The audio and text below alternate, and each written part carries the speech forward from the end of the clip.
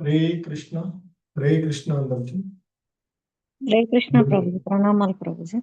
ఈరోజు లెవెల్ 2 భగవద్గీత యథాతథము అవగాహన క్లాసులకి అందరికీ కూడా ఇస్కాన్ శ్రీ శ్రీ రాధా గోవింద ఆలయం తరపున స్వాగతం సుస్వాగతం. హరే కృష్ణ. ఓం జ్ఞానతిమిరాంధస్య జ్ఞానాంజనశలాకయా చక్షుర్మిలితం యేన తస్మై శ్రీ గురవే నమః. శ్రీచైతన్య మనోభీష్టం స్థాపితం యేన భూతలే స్వయం రూపః కదా మహ్యం దదాతి స్వపదాంతికం. వందేహం శ్రీగురు శ్రీయుతపదకమలం శ్రీగురూన్ వైష్ణవాంశ శ్రీరూపం సాగ్రజాతం సహగణ రఘునాథాన్వితం తం సజీవం సాద్వైతం సావధూతం పరిజన సహితం కృష్ణ చైతన్య దేవం శ్రీ రాధా కృష్ణ పాదాన్ సహగణ లలిత శ్రీ విశాఖాన్వితాంశ నమా ఓం విష్ణుపాదాయ కృష్ణ ప్రేష్టాయ భూతలే శ్రీమతే భక్తి వేదాంత స్వామిన్ ఇతి నామినే. నమస్తే సారస్వతే దేవే గౌరవాణి ప్రచారిణే నిర్విశేష శూన్యవాది పాశ్చాత్యదేశతారిణే. జయ శ్రీ కృష్ణ చైతన్య ప్రభు నిత్యానంద శ్రీ అద్వైత గదాధర శ్రీవాసాది గౌర భక్త వృంద. హరే కృష్ణ కృష్ణ కృష్ణ హరే హరే, హరే రామ రామ రామ హరే హరే. హరే కృష్ణ. సో భగవద్గీత యథాతథము, అందులో 10వ అధ్యాయమైనటువంటి భగవద్విభూతి అనేటువంటి ఈ అధ్యాయాన్ని మనము ఈరోజు చూస్తూ ఉన్నటువంటిది. హరే కృష్ణ. సో ఈ అధ్యాయంలో ఆ భగవంతుని యొక్క విభూతులను, ఆయన యొక్క ఐశ్వర్యాలను తెలియచేస్తూ ఉన్నటువంటి అధ్యాయం ఇది. సో ఈ క్రమంలో సర్వమునకు మూలమైనటువంటి ఆ దేవదేవుడైన శ్రీకృష్ణ భగవానుని తెలుసుకునేటువంటి విషయాలు, అలాగే శుద్ధ భక్తి, భగవద్గీత యొక్క సారాంశము అనేటువంటి అంశాలు, అలాగే అర్జునుడు కృష్ణుడి యొక్క దివ్యత్వాన్ని అంగీకరించుట, అలాగే జిజ్ఞాసుడై ఆయనని అడుగుతూ ఉన్నటువంటి అంశాల వరకు మనము ఇప్పటి వరకు చూసినటువంటివి. సో ఇక లాస్ట్ శ్లోకాలలో మనము నిన్నటి క్లాసులో చూసినటువంటి ఆ అర్జునుడు అడుగుతాడు ఆయన్ని, అంటే భగవంతుని గురించి భగవంతుడు సాక్షాత్తు భగవంతుడే తెలియచేసినటువంటి ఆ అంశాలన్నీ కూడా విన్న తర్వాత ఇక ఆయన అడుగుతాడు, ఓ కృష్ణ, దయచేసి నీ గురించినటువంటి వివరాలు మరింతగా తెలుపు అని ఆయన అడుగుతాడు. ముఖ్యంగా నీవు ఏ దివ్య విభూతుల ద్వారా ఈ లోకాలన్నింటి యందును వ్యాపించి ఉన్నావో, నిన్ను సర్వదా నేనెట్లు చింతించగలను మరియు నిన్నెట్లు తెలుసుకోగలను, ఏ ఏ రూపముల యందు నిన్ను స్మరించవలెను, దయతో నాకు అన్నింటినీ తెలియచేయి అంటూ అర్జునుడు అడిగినటువంటి ప్రశ్నలను మనము నిన్నటి క్లాసుల చివరిలో చూస్తాం.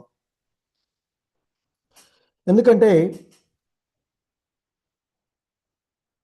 శ్రీకృష్ణ భగవానుల వారి యొక్క దయ వలన అర్జునుడు వ్యక్తిగత అనుభవము, బుద్ధి, కౌశలము మరియు జ్ఞానమును కలిగినది.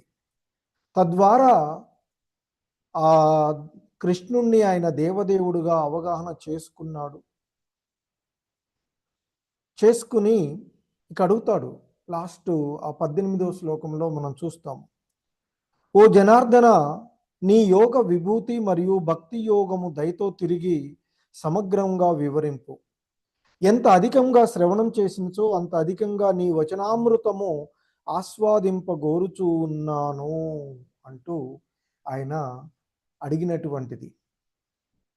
సో ఈ విభూతి యోగంలో శ్రీకృష్ణుడి యొక్క దివ్య ఐశ్వర్యములు, ప్రపంచమంతటా ఆయన మహిమలు ప్రకాశం ఏ విధంగా ఉన్నాయో అనేటువంటి అంశాలను చూస్తూ ఉన్నటువంటిది. సో కాబట్టి ఇక్కడ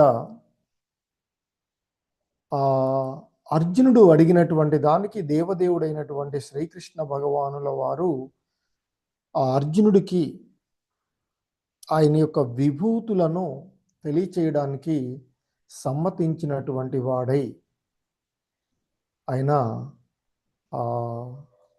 తెలియచేస్తూ ఉన్నటువంటి అంశాలను మనము ఈరోజు ఈ క్లాస్లో చూసేటువంటివి 19 నుండి 42 శ్లోకం వరకు ఉన్నటువంటి ఆ భగవంతుని యొక్క ముఖ్యమైనటువంటి విభూతులు.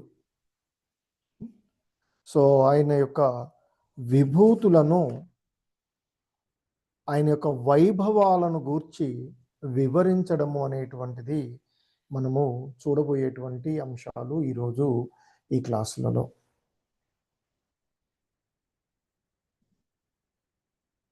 ఎందుకంటే అర్జునుడు అడిగిన తరువాత శ్రీకృష్ణ భగవానుల వారి యొక్క సమాధానంగా ఇక్కడ తెలియచేయబడుతూ ఉన్నటువంటి అంశాలను మనము ఈరోజు ఈ క్లాస్లో చూసేటువంటి అంశాలు. శ్రీకృష్ణ భగవానుల వారు ఆయన అంటుంటాడు, సరే నా వైభవోపేతమైనటువంటి విస్తారాల గురించి నీకు తెలియచేస్తాను.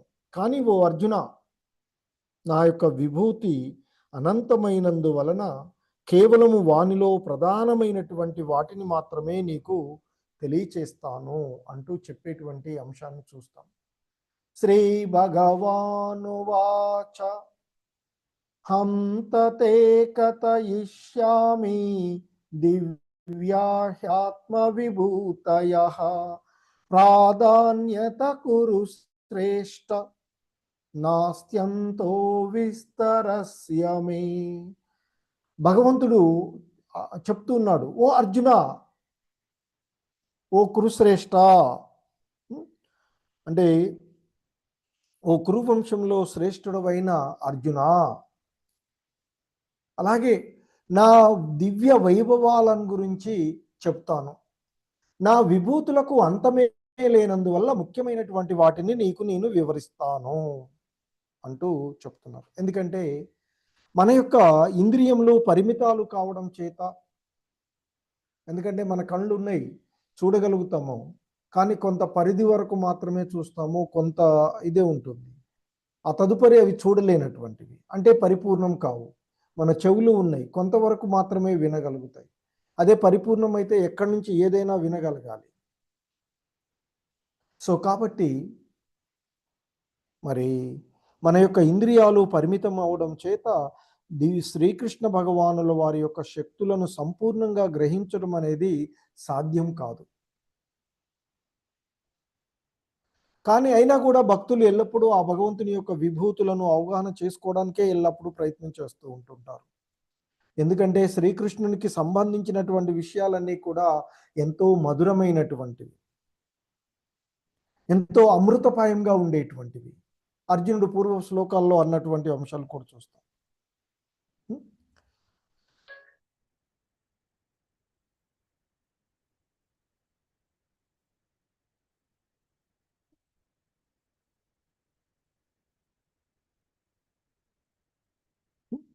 సో కాబట్టి ఆ భగవంతుని యొక్క విభూతులను తెలియచేస్తూ ఉన్నటువంటి అంశాలలో,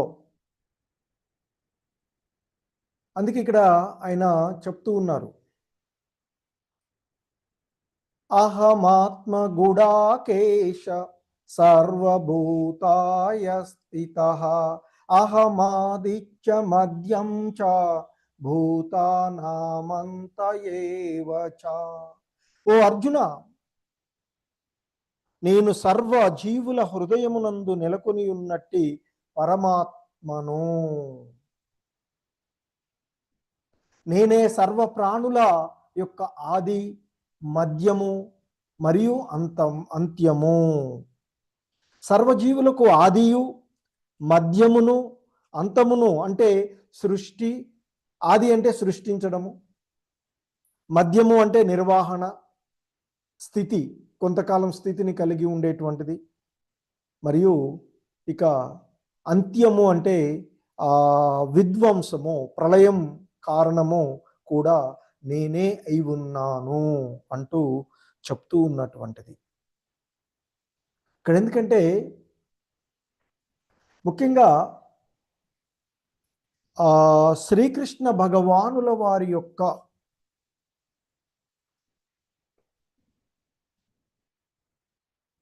విభూతులను, ఆ దివ్య విభూతులను అవగాహన చేసుకునేటువంటి స్థితి మనకి ఇక్కడ చెప్తున్నారు. అందుకే ఆయన చెప్తున్నారు ఇక్కడ, నేను సర్వభూతముల హృదయాలలో, సర్వజీవుల యొక్క హృదయాలలో ఉన్నటువంటి పరమాత్మను. నేనే సర్వజీవుల హృదయమునందు నెలకొని ఉన్నట్టి పరమాత్మను.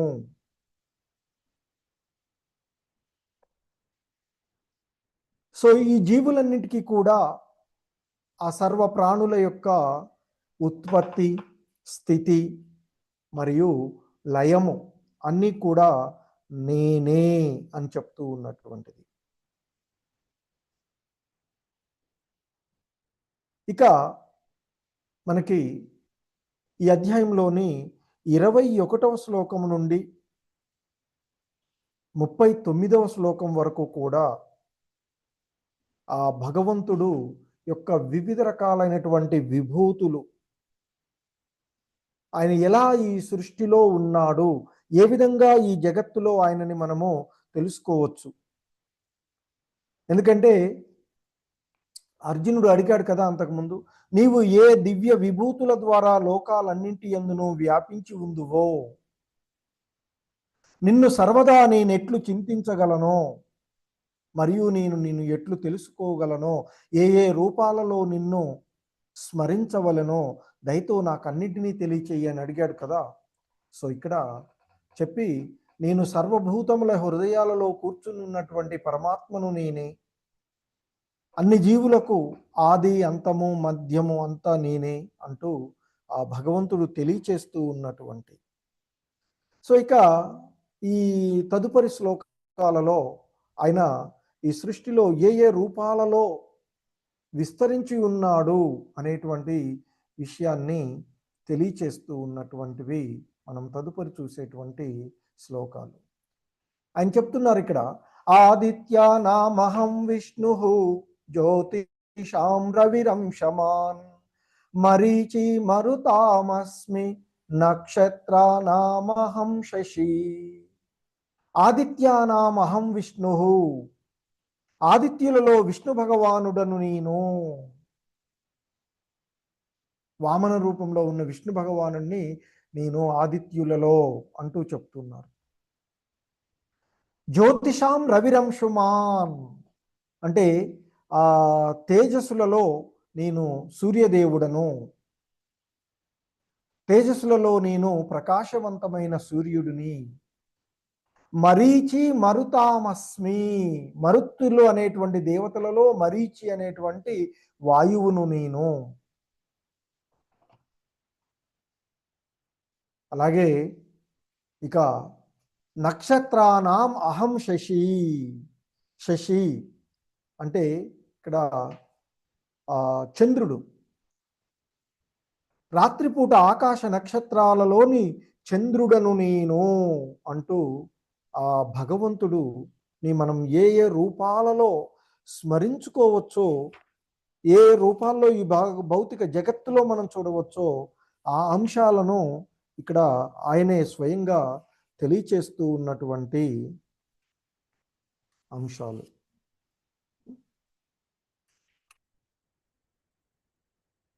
ఎందుకంటే మనకి 12 ఆదిత్యులు ఉన్నారు అని చెప్తారు. వారిలో శ్రీకృష్ణుడు ప్రధానుడు. అలాగే ఆకాశంలో ప్రకాశించేటువంటి వాటిలో సూర్యుడు ప్రధానమైనటువంటి వాడు. ఎందుకంటే మనకి బ్రహ్మ సంహితలో కూడా తెలియచేయబడుతుంది, సూర్యుడు భగవంతుని యొక్క తేజోమయమైనటువంటి నేత్రంగా అంగీకరించబడినటువంటిది. అలాగే అంతరిక్షంలో 50 రకాలైనటువంటి వాయువులు వీస్తూ ఉంటాయి అని చెప్తారు. ఈ వాయువులను, ఈ గాలులను నియంత్రించేటువంటి దేవత మరీచి, అతడు శ్రీకృష్ణుడి యొక్క ప్రతినిధిగా చెప్తున్నారు. ఇక నక్షత్రాలలో చంద్రుడు రాత్రి వేళ అత్యంత ప్రధానంగా కనిపిస్తుంది. నైట్ పూట మనం నక్షత్రాలతో చూస్తుంటే చంద్రుడు ఎంతో మనకి ఆహ్లాదకరంగా కనిపిస్తూ ఉంటుంటాడు. సో ఆ చంద్రుడిని నేనే అంటూ ఇక్కడ ఆ భగవంతుడు చెప్తూ ఉన్నటువంటి, ఇంకా చెప్తూ ఉన్నారు, వేదానాం సామ వేదోస్మి దేవానామస్మి వాసవః ఇంద్రియానాం మనశ్చాస్మి భూతానామస్మి చేతనా. వేదములలో నేను సామవేదమును అంటూ చెప్తూ ఉన్నటువంటిది. వేదాలలో నేను సామవేదమును, వేదానాం సామవేదోస్మి.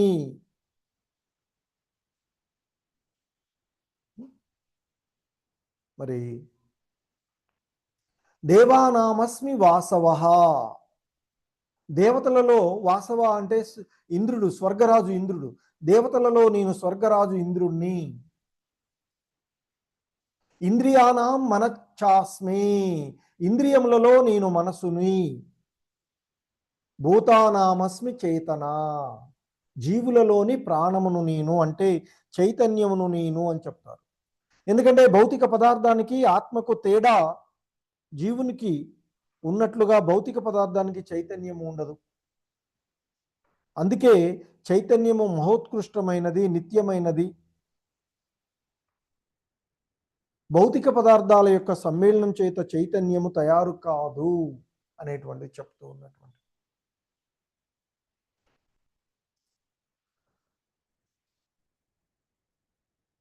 సో ఇంకా చెప్తున్నారు ఆయన, రుద్రాణం శంకరచ్చాస్మి విత్తేషో యక్షరక్షసాం వసూనాం పావకచ్చాస్మి మేరు శిఖరి నామహం. సో రుద్రాణం శంకరచ్చాస్మి, మనకి 11 మంది రుద్రులు ఉంటారు అని చెప్తారు, ఏకాదశ రుద్రులు. ఆ ఏకాదశ రుద్రులలో శంకరుడు అంటే శివుడు ప్రధానమైనటువంటి వాడు. సో ఆ శంకరుణ్ణి నేను అంటూ చెప్తూ ఉన్నారు. అలాగే ఆ విత్తేషో యక్షరక్షసాం, విత్త ఈశ ఆ దేవస్థల కోశాధికారి అయినటువంటి, మరి ఆ యక్ష రాక్షసులలో దేవతల కోశాధికారి అయినటువంటి ధనపతి, దేవతల యొక్క ట్రెజరర్ ఎవరైతే ఉన్నారో కోశాధికారి అయినటువంటి కుబేరుడును నేను. వసూనాం పావకచ్చాస్మి, వసువులలో నేను అగ్నిని. మేరు శిఖరినామహం, శిఖరములలో నేను మేరు పర్వతమును అంటూ ఆయన చెప్తూ ఉన్నటువంటి, మేరు శిఖరినామహం, పర్వతములలో నేను మేరు పర్వతమును అంటూ చెప్తూ ఉన్నటువంటి అంశము. సో మరి ఎందుకంటే ఇక్కడ మేరు పర్వతం అనేటువంటిది సమృద్ధమైనటువంటి ప్రకృతి సంపదలకు ప్రసిద్ధి చెందినటువంటిది. సో అందుకే మనం ఏవైనా అన్ని పుష్కలంగా లభిస్తూ ఉన్నాయి అనుకోండి, వాడు మేరు పర్వతం వంటి వాడురా అంటుంటారు. సో కాబట్టి సమృద్ధివంతమైన ప్రకృతి సంపదలకు మేరు పర్వతం ప్రతినిధిగా ప్రసిద్ధి చెందినటువంటిది. సో ఆ మేరు పర్వతము నేను అంటూ భగవంతుడు తెలియచేస్తూ ఇంకా చెప్తున్నారు, పురోదసాం చ ముఖ్యం మాం విద్ధి పార్థ బృహస్పతిం సేనానీనామహం స్కందః సరసామస్మి సాగరః. సో ఇంకా ఆయన తన యొక్క విభూతులను తెలియచేస్తున్నారు. ఓ అర్జున, పురోహితులలో ముఖ్యుడైనటువంటి బృహస్పతిగా నన్ను తెలుసుకో. సేనాపతులలో నేను కార్తికేయుడను, ఆ శివపార్వతుల యొక్క పుత్రుడైనటువంటి స్కందుడు కార్తికేయుడు.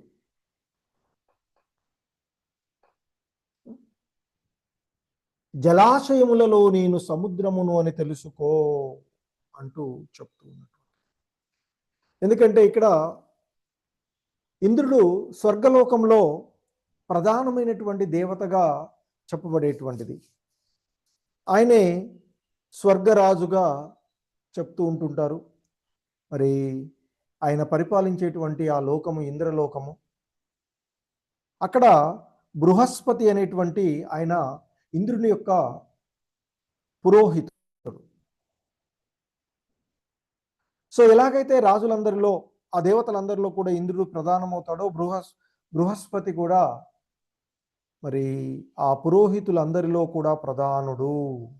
అలాగే శివపార్వతుల కుమారుడైనటువంటి స్కందుడు కూడా ఆ భగవంతుని యొక్క ప్రాతినిధ్యంగానే ఇక్కడ చెప్పబడుతూ ఉన్నటువంటిది.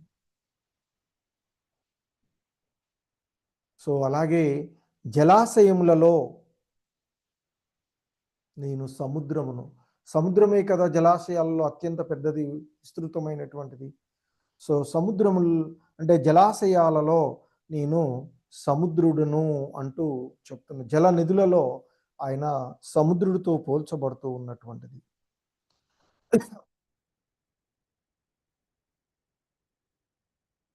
మహర్షీనాం భృగురహం గిరామస్మ్యేకమక్షరం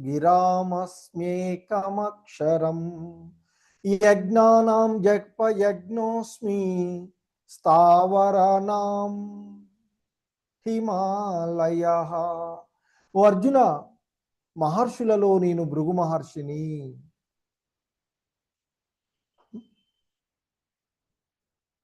దివ్య ధ్వనులలో నేను ఓంకారమును. యజ్ఞములలో నేను జపనామమును. స్థావరములలో నేను హిమాలయమును అంటూ చెప్తూ ఉన్నాడు.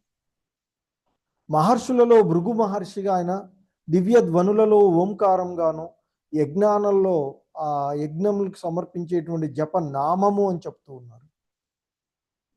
అలాగే స్థిరంగా కదలను వాటిలో హిమాలయ పర్వతాలను నేను అంటూ చెప్తూ ఉన్నటువంటి. ఎందుకంటే అన్ని యజ్ఞాల్లో కూడా హరే కృష్ణ కృష్ణ కృష్ణ హరే హరే, హరే రామ రామ రామ హరే హరే అనేటువంటి నామ జపము శ్రీకృష్ణుడి యొక్క విశుద్ధ ప్రాతినిధ్యంగా చెప్పబడుతూ ఉంటుంది.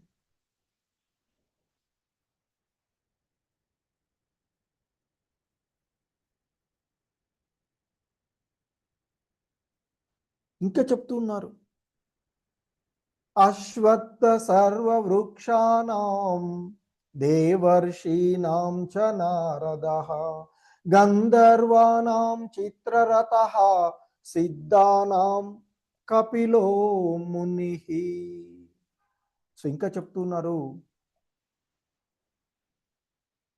అన్ని వృక్షాలలో నేను అశ్వత్థ వృక్షమును.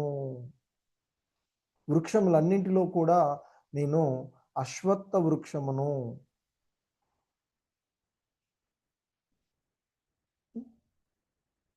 దేవర్షీణాం చ నారదః, దేవర్షులలో నేను నారదుడిని.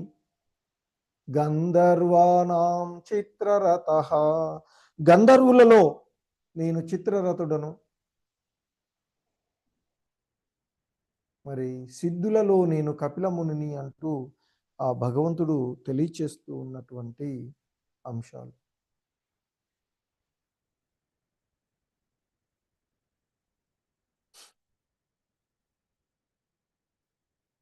సో ఇంకా ఇక్కడ ముఖ్యంగా మనకి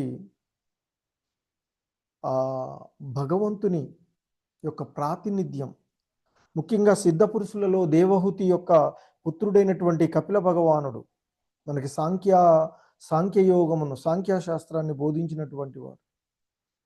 ఆయన దేవదేవుడైనటువంటి శ్రీకృష్ణుల వారి యొక్క మరి అవతారంగా పరిగణించబడేటువంటి వాడు.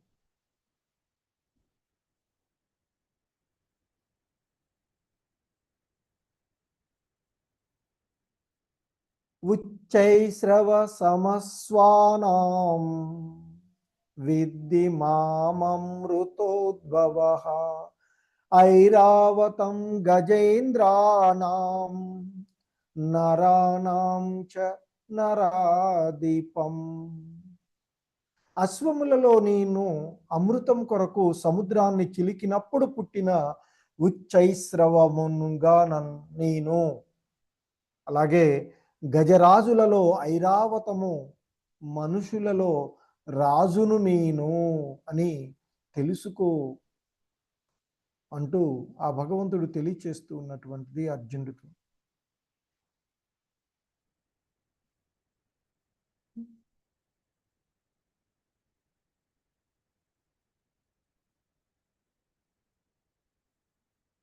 సో ఇంకా మనకి చెప్తూ ఉన్నటువంటి అంశాలలో, ఎందుకంటే ఇక్కడ అశ్వములలో అమృతం కొరకు సముద్రాన్ని చిలికినప్పుడు పుట్టిన ఆ ఉచ్చైశ్రవముగా నన్ను తెలుసుకో అర్జున అంటున్నారు. ఎందుకంటే భక్తులైనటువంటి దేవతలు, అసురులైనటువంటి దానవులు ఒకసారి ఆ మహాసముద్రాన్ని ఆ సముద్రాన్ని చిలకడంలో పాల్గొన్నటువంటిది. ఆ చిలకడం నుండి అమృతము, విషము ఉత్పన్నమైనటువంటి పరిస్థితులు చాలామందికి ఈ విషయాలు తెలిసి ఉంటాయి. శివుడు ఆ విషాన్ని త్రాగగా అమృతంతో పాటు అనేకమైనటువంటివి ఉద్భవించినవి. వాటిలో ఉచ్చైశ్రవము అనే పేరు కలిగినటువంటి గుర్రము ఒకటి. అలాగే అమృతంతో పాటుగా ఉద్భవించినటువంటి మరొక జంతువు ఐరావతము అనే ఏనుగు. ఐరావతము అనేటువంటి ఏనుగు. సో ఈ రెండు జంతువులు కూడా అమృతంతో పాటు పుట్టి వేరు అక్కడ మరి ఆ కారణంగా ఇవి విశేషమైనటువంటి ప్రాధాన్యతను కలిగి ఉన్నటువంటివి. అవి ఆ భగవంతుని యొక్క ప్రాధాన్యంగా చెప్పబడుతూ ఉన్నటువంటిది. అలాగే మరి రాజ్య పోషకులు అయినటువంటి కారణంగా మానవులలో రాజు శ్రీకృష్ణుడి యొక్క ప్రాతినిధ్యంగా చెప్పబడుతూ ఉన్నటువంటిది. ఎందుకంటే మనకి ఎంతో మంది రాజులు విశ్వ చక్రవర్తులుగా ఉన్నటువంటి వారు, యుధిష్ఠిరుడు, పరీక్షిత్ మహారాజు, శ్రీరామచంద్రుడు వంటి వాళ్ళు ఎంతో మంది ధర్మాత్ములై రాజులుగా ఉన్నటువంటిది. వాళ్ళంతా సర్వదా పౌరుల యొక్క క్షేమం గురించి ఆలోచించేటువంటి వారు. ఇంకా చెప్తున్నారు, ఆయుధానామహం వజ్రం ధేనూనామస్మి కామధుక్ ప్రజనచ్చాస్మి కంతర్పః సర్పానామస్మి వాసుకిః. ఆయుధములలో నేను వజ్రాయుధమును,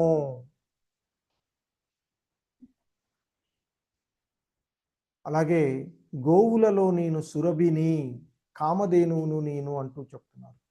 సంతాన ఉత్పత్తికి కారణమైనటువంటి ప్రేమదేవత అయిన మన్మధుడను నేను, సర్పములలో వాసుకిని నేను అంటూ చెప్తూ ఉన్నటువంటిది. ఎందుకంటే ఇక్కడ మరి ఆ శక్తిపూర్ణ ఆయుధమైనటువంటి వజ్రాయుధము కృష్ణ శక్తికి ప్రాతినిధ్యంగా చెప్పబడుతూ ఉన్నటువంటిది. అలాగే ఇక్కడ కామధేనువు ఆధ్యాత్మిక ఆకాశంలో అంటే కృష్ణలోకంలో ఏ సమయంలోనైనా పాలనిచ్చే గోవులు ఉంటాయి అని చెప్తుంటారు. అవి కోరినన్ని పాలన ఇస్తాయి. మరి అటువంటి ఆ గోవు కృష్ణ భగవానుల వారి యొక్క ప్రాతినిధ్యంగా చెప్పబడుతూ ఉండేటువంటిది. ఎందుకంటే అక్కడ సురభి గోవులు వంటి అనేకమైనటువంటి గోవులను భగవంతుడు కలిగి ఉండేటువంటిది. అలాగే ఉత్తమమైనటువంటి సంతానాన్ని పొందడానికి ఉండే మైథున వాంఛయే కందర్పుడు అంటే మన్మధుడు. అందుకే ఆ మన్మధుడు కూడా శ్రీకృష్ణుడి యొక్క ప్రాతినిధ్యంగా చెప్పబడుతూ ఉన్నటువంటిది. సో మరి ఒక్కొక్కసారి ఈ మైథున ప్రక్రియలు అనేవి ఇంద్రియ భోగాల కోసం వాడబడుతూ ఉంటుంటాయి. అది భగవంతుని యొక్క ప్రాతినిధ్యం కాదు. సో ఇంతకుముందు మనకి ఆ భగవంతుని యొక్క ఐశ్వర్యాలు చెప్పినప్పుడు ధర్మబద్ధమైనటువంటి కామం కూడా నేనే అంటూ, అంటే మైథునం కామం అనేది కాదు, మైథునము నేను అంటూ మనకి అక్కడ చెప్పబడినటువంటి చూసాం. సో ఇక్కడ మరలా అదే విషయాన్ని ఇక్కడ తెలియచేస్తూ ఉన్నటువంటిది.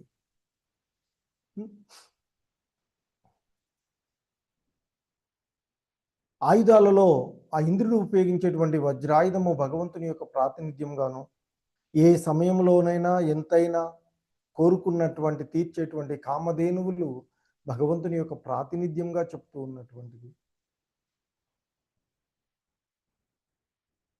అలాగే సత్సంతాన ఉత్పత్తికి కారణమైనటువంటి ప్రేమదేవత అయిన మన్మధుడు భగవంతుని ప్రాతినిధ్యంగా చెప్తూ ఉన్నారు. ఇక ఆ సర్పములలో వాసుకి కూడా భగవంతుని యొక్క ప్రాతినిధ్యంగా ఇక్కడ చెప్పబడుతుంది. సో ఇంకా చెప్తూ ఉన్నారు, అనంత అనంత చాస్మి నాఘానాం వరుణో యాదసామహం పితॄనాం ఆర్యమాం చాస్మి యమ సంయమతామహం. అనేక పడగలు కలిగిన నాగులలో నేను అనంతుడను, అనంత చాస్మి నాగానాం అని చెప్పారు. అలాగే వరుణో యాదసామహం, జలవాసులలో నేను వర్ణదేవతను దేవుడను. పితॄనాం ఆర్యమా చాస్మి, పితృదేవతలలో ఆర్యముడు అను వాడను నేను. యమ సంయమతామహం, నియమములను అమలు పరిచే వారిలో నేను యమధర్మరాజును అంటూ ఆ భగవంతుని యొక్క ప్రాతినిధ్యాలను కొన్నింటిని ఆయన ఇక్కడ తెలియచేస్తూ ఉన్నటువంటి అంశాలు. ప్రహ్లాదచాస్మి దైత్యానాం కాల కలయతామహం మృగానాం చ మృగేంద్రో అహం వైనతేయచ్చ పక్షిణాం. దైత్య దానవులలో నేను భక్త ప్రహ్లాదుడను, అన్నింటినీ నియంత్రించే వాటిలో కాలమును నేను,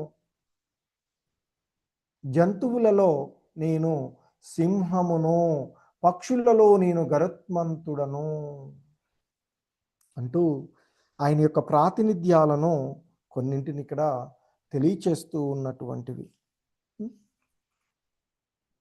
ఎందుకంటే ఇక్కడ ఆ దైత్యదానులు రాక్షసులలో మనకి దితి అతిథి అనేటువంటి ఇద్దరు అక్కా చెల్లెలు.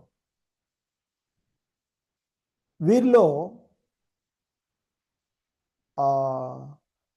అతిథి యొక్క పుత్రులు అయినటువంటి వాళ్ళని, ఆ 12గురిని ఆదిత్యులని పిలువబడగా, దితిపుత్రులు దైత్యులుగా పిలువబడతారు. ఆదిత్యులు భగవద్భక్తులు కాగా, దైత్యులు మాత్రము నాస్తికులు. సో ప్రహ్లాదుడు దైత్యుల వంశంలో పుట్టినప్పటికీ కూడా చిన్నప్పటి నుండే పరమభక్తుడిగా ఉన్నటువంటి వాడు. సో ఆయన ఆ భగవంతుని యొక్క ప్రాతినిధ్యంగా చెప్తున్నారు.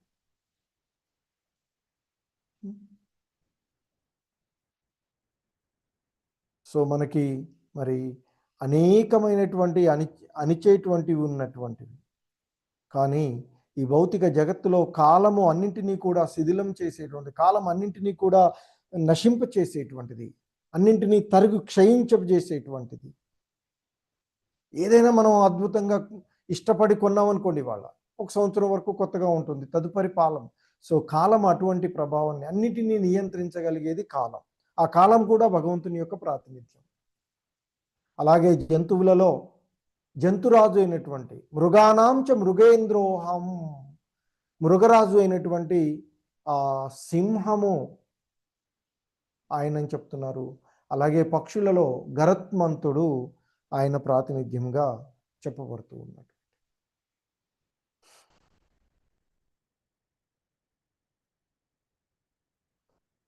సో ఇవన్నీ కూడా మనకి సాధారణంగా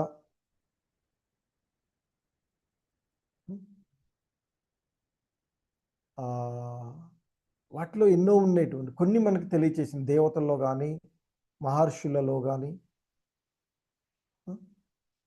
సో అలాగే ఈ ఫిలాసఫికల్ వీటిలో, యానిమల్ అన్నిట్లో కూడా మనకి ముఖ్యంగా ఆ భగవంతుని యొక్క ప్రాతినిధ్యాన్ని మనకి వివరించినటువంటి అంశాలను చూసినటువంటిది. సో ఇంకా చెప్తున్నారు ఇక్కడ, పవన పవతామస్మి రామ శస్త్రభృతామహం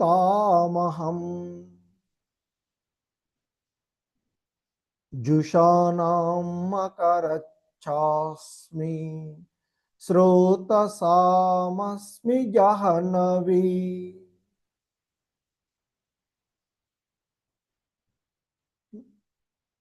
సో పవన అంటే పవిత్రం చేసేటువంటి, అక్కడ ఆ వాయు అంటే పవిత్రం చేసేటువంటి వాటిలో నేను వాయువును. రామ శస్త్ర భృతామహం, ఆయుధాలను ధరించినటువంటి వారిలో నేను రాముడిని.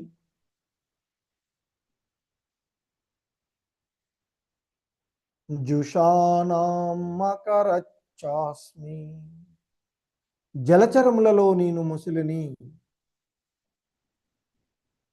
ప్రవహించే నదులలో స్రోతసామస్మి జహనవి, ప్రవహించే నదులలో గంగా నదిని నేను అంటూ చెప్తుంది. సో ఇంకా చెప్తూ ఉన్నారు ఇక్కడ, ఓ అర్జున, సమస్త చరాచర సృష్టికి నేనే ఉత్పత్తిని, ఉనికిని, అంతము అని చెప్తున్నారు. అన్ని విద్యలన్నింటిలోనూ నేను ఆధ్యాత్మిక విద్యను, వాదించే వాళ్ళలో వాదమును నేను, అక్షరాలలో అకారమును నేను, సమాసాలలో ద్వంద్వ సమాసమును నేను నాశనం లేని కాలాన్ని, సృష్టికర్తలలో నేను బ్రహ్మను.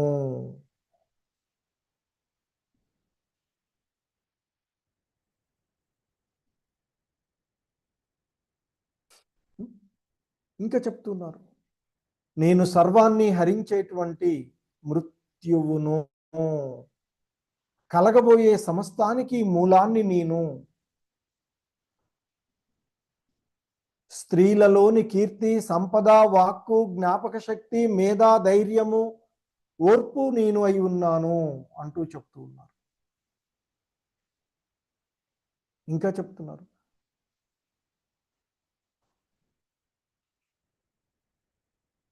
ఇక్కడ బృహత్సామ తథా సామ్నాం గాయత్రీ ఛందసామహం మాసానాం మార్గశిరోహం అమృతానాం కుసుమాకరః. సో ఇక్కడ ఇక్కడ చెప్తున్నారు, బృహత్సామ తథా సామ్నాం, నేను సామవేద గానాలలో బృహత్సామమును, ఛందస్సులలో గాయత్రీ ఛందస్సును, మాసానాం మార్గశిరం, మాసాలలో మార్గశిరాన్ని,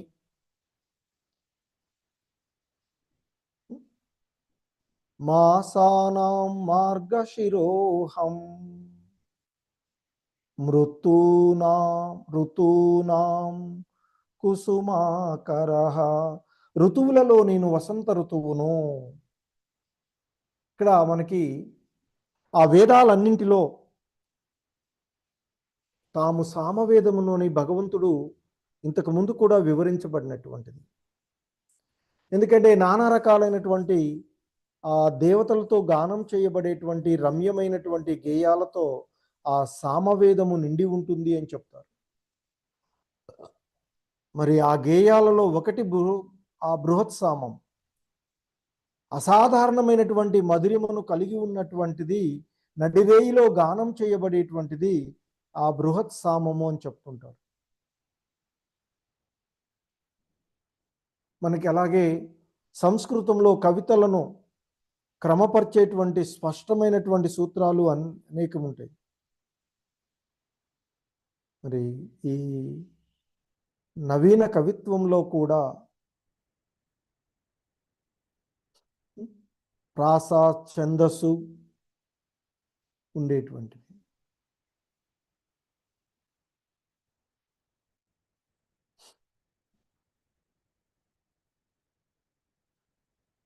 ఇంకా చెప్తున్నారు, ద్యూతం చలయతామస్మి తేజస్వినామహం జయోస్మి వ్యవసాయోస్మి సత్వం సత్వవతామహం. మోసములలో జూదాన్ని నేను, తేజోవంతులలోని తేజస్సును నేను, విజేతలలోని విజయాన్ని నేను, కృషి సల్పే వాళ్ళలోని కృషిని, బలవంతులలోని బలాన్ని నేను అంటూ చెప్తూ ఉన్నటువంటిది.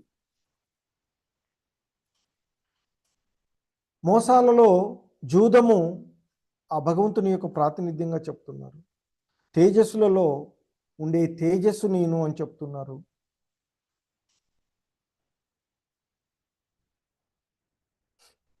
మరి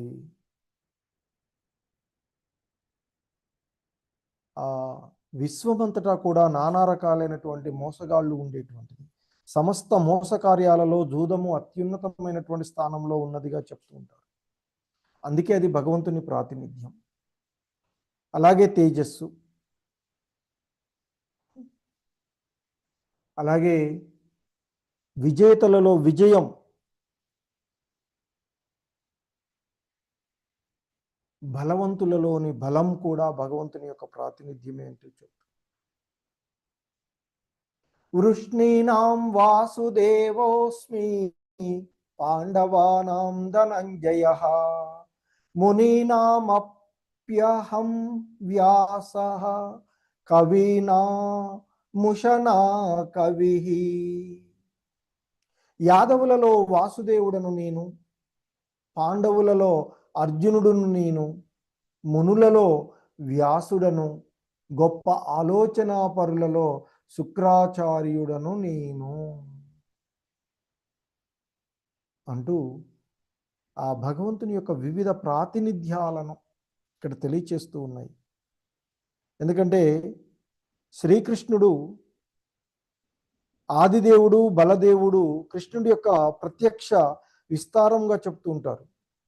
కృష్ణుడు బలదేవుడు ఇద్దరు కూడా వసుదేవుని పుత్రులుగా అవతరించినటువంటిది కనుక ఇద్దరిని కూడా వాసుదేవుడనే చెప్తూ ఉంటుంటారు.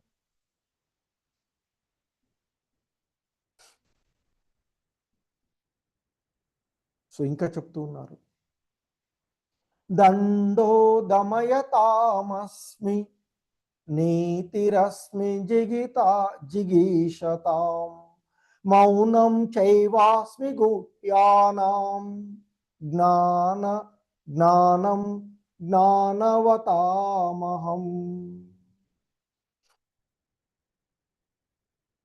సో ఇంకా చెప్తున్నారు, దండో దమయతామస్మి. దండ అంటే శిక్ష. ధర్మ విరుద్ధతను అణిచేసేటువంటి మార్గాలలో నేను శిక్షను.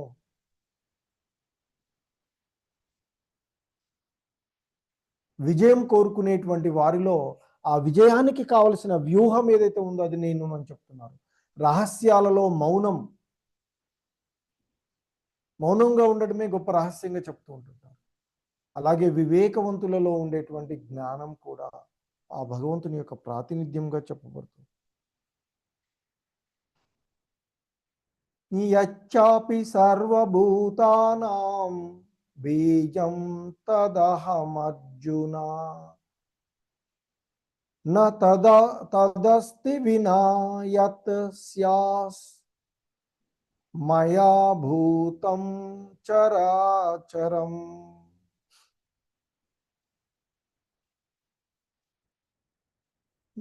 ఓ అర్జున, ఇంకా నేను జీవులన్నీ జన్మ కారణమైన విత్తనమును, నేను కదలని ఏ జీవి అయినా నేను లేకుండా ఉనికిలో ఉండదు అంటూ చెప్పబడుతూ ఉన్నటువంటిది. ఎందుకంటే ప్రతిదానికి ఒక కారణం ఉంటుంది. ఆ కారణము లేదా బీజము శ్రీకృష్ణుడి యొక్క ప్రాతినిధ్యంగా చెప్తూ ఉన్నారు.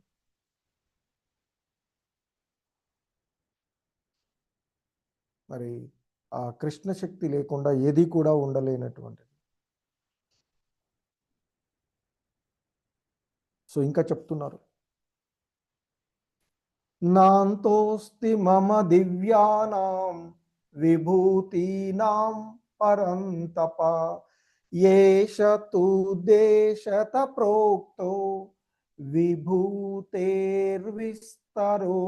మయా. ఇంకా చెప్తూ ఉన్నారు ఆ భగవంతుడు,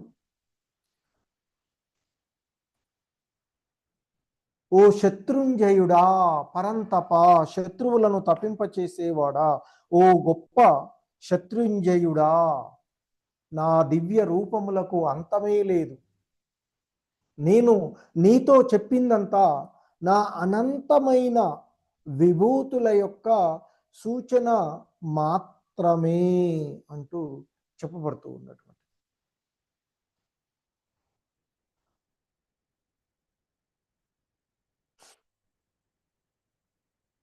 ఇంకా చెప్తున్నారు, యద్యద్ విభూతి మత్సత్వం శ్రీమదూర్జితమేవ వా తత్ తత్ దేవా గచ్చత్వం మమ తేజో అశసంభవం. సో ఇక్కడ చెప్తున్నారు, ఓ అర్జున, యత్ ఏదైతే విభూతులు అంటే ఐశ్వర్యవంతం అని చెప్తున్నారు భగవంతుడు. ఓ అర్జున, ఈ లోకంలో ఐశ్వర్యవంతమైనవి, సుందరమైనవి, మహిమగలవి అయిన సమస్త సృష్టులు కేవలము నా తేజస్సులోని ఒక అంశము నుండి ఉద్భవించినవి అని తెలుసుకోవాలి అంటూ చెప్తున్నారు.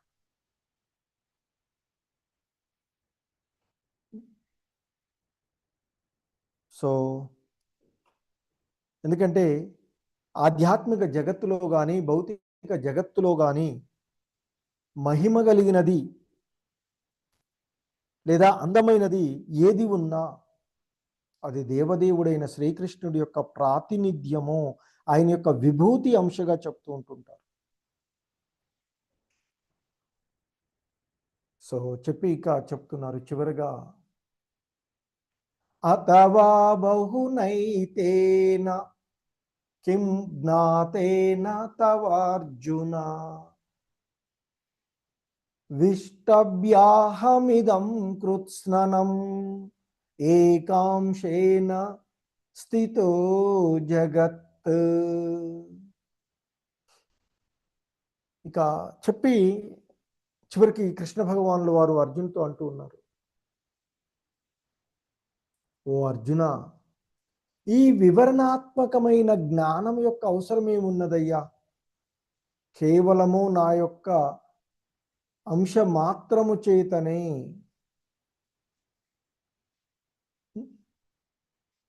మరి నేను ఈ విశ్వమంతటా వ్యాపించి సమస్తమును పోషిస్తూ ఉన్నాను అంటూ చెప్తూ ఉన్నటువంటి. హరే కృష్ణ. జగద్గురు శ్రీల ప్రభుపాదకి జై. సో ఇది ఈరోజు ఈ క్లాస్ సంబంధించినటువంటి అంశాలు. హరే కృష్ణ. జగద్గురు శ్రీల ప్రభుపాదకి జై. హరే కృష్ణ. ప్రభుజీస్, మాతాజీస్, ఎవరికైనా ఏవైనా సందేహాలు ఉంటే